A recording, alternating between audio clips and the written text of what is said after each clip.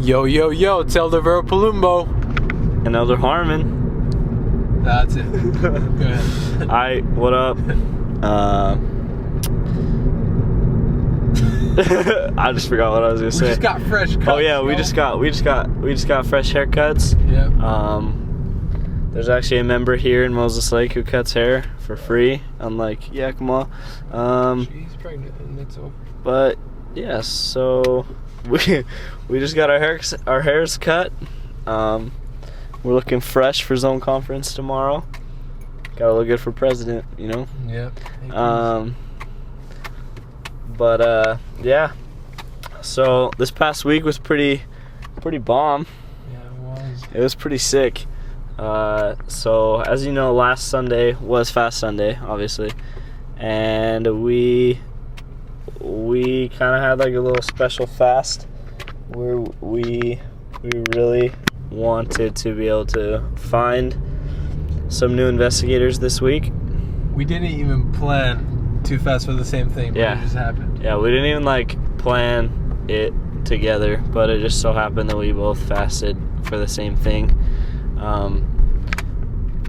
And we talked about it after. But anyway, so we wanted to be able to find some new investigators who like were pretty solid.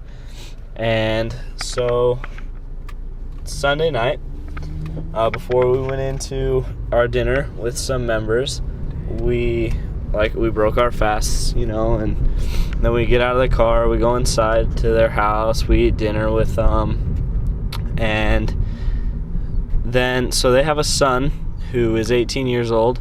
The whole family they're members. The parents just went through the temple a few weeks ago to do their endowments, and now they're just waiting for their 18-year-old son to get baptized so that they can go be sealed as a family.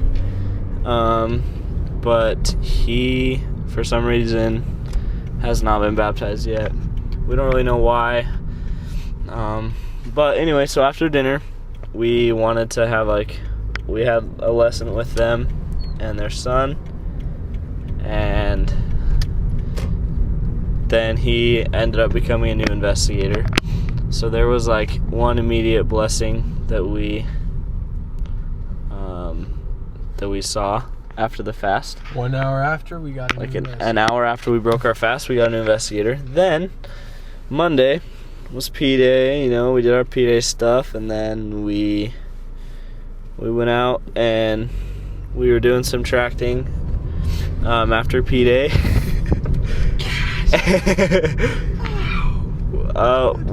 We were doing some tracting after P Day, and we were just walking down the street, and there was a kid laying on the grass of this yard, and so we were like, let's go talk to him. So we go over, we talk to him, taught him the restoration, and he was pretty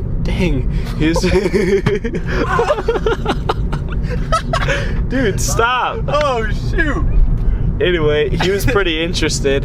He said, he was like, whoa, okay, who jacked up my meter? So he's super into history and stuff like that. And so we really focused on the fact that the Book of Mormon was a history, and he thought that was pretty sick. No, he was an author. That was the other that was the other kid. Yeah. Okay. Wrong new investigator.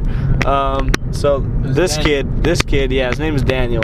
He is really into writing books, and he's an author, and he's writing his own book and stuff. And I'm pretty sure he said he liked history too. I don't know, it doesn't matter. But so he thought the Book of Mormon was sick. So we gave him a Book of Mormon, and then before we left, he was already reading it on the grass. So that was pretty sick. And then and he became a new investigator too. And so then Monday happened. Then Tuesday we were on exchanges with our district leader and his companion, Elder Sanchez and Elder Rigby. And I went with Elder Sanchez to their area, and Elder Vero Palumbo stayed in our area with Elder Rigby.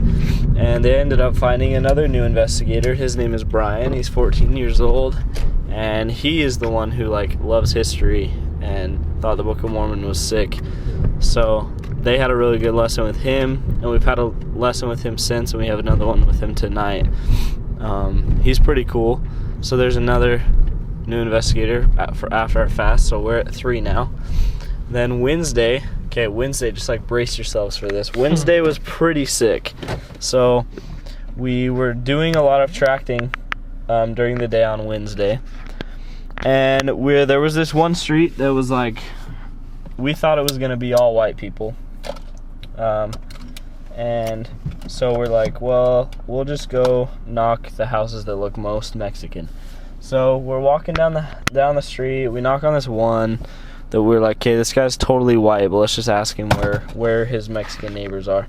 So we asked him. He was not very nice at first, but then we were just like, hey, like, do you know any of your neighbors, if any of them speak Spanish or anything? And he pointed us to this house, said that a new family had just moved in there and that they spoke Spanish. So we go knock on the door, and we talk to the wife, the mom. Her name is Lupe, and she is like a young mom. She's probably like in her 20s. She was pretty cool. We taught her the restoration and read a little bit in the Book of Mormon with her. And so then she was a new investigator. She's pretty cool.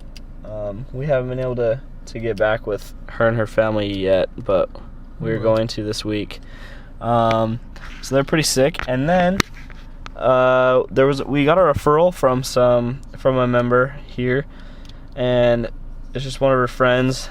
So we didn't know exactly where she lived, because all she gave us was her phone number, and we thought it'd be kind of weird to call her. Oh, she gave us her phone number, and she told us, don't tell her that I sent you, that I told you about her.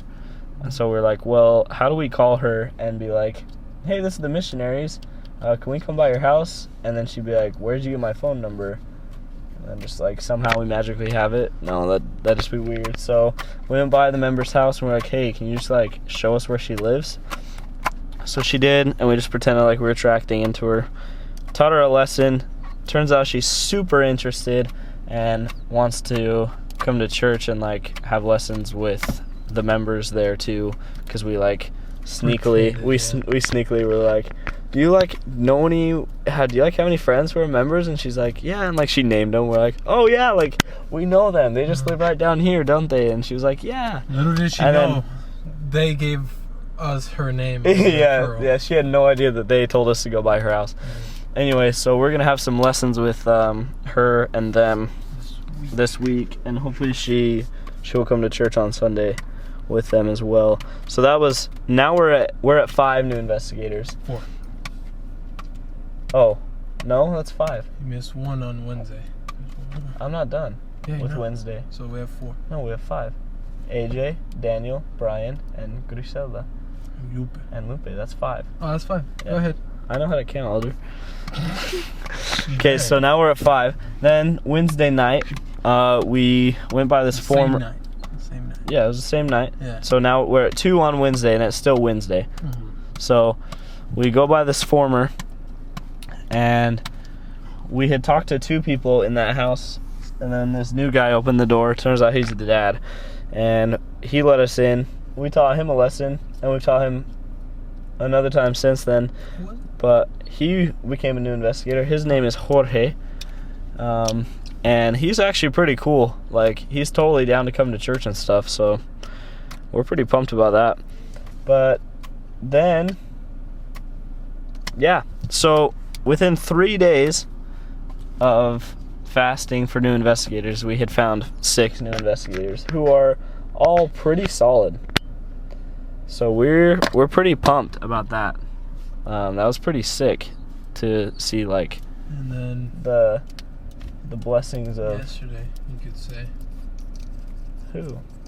We had a new investigator yesterday. No, we didn't. Sunday, other Juan. Oh. Yeah. We only put. Oh yeah. Okay. And then yesterday, we had an appointment with this guy named Juan Garcia, and he's super cool too. And we had a lesson with him, and he's like pretty interested.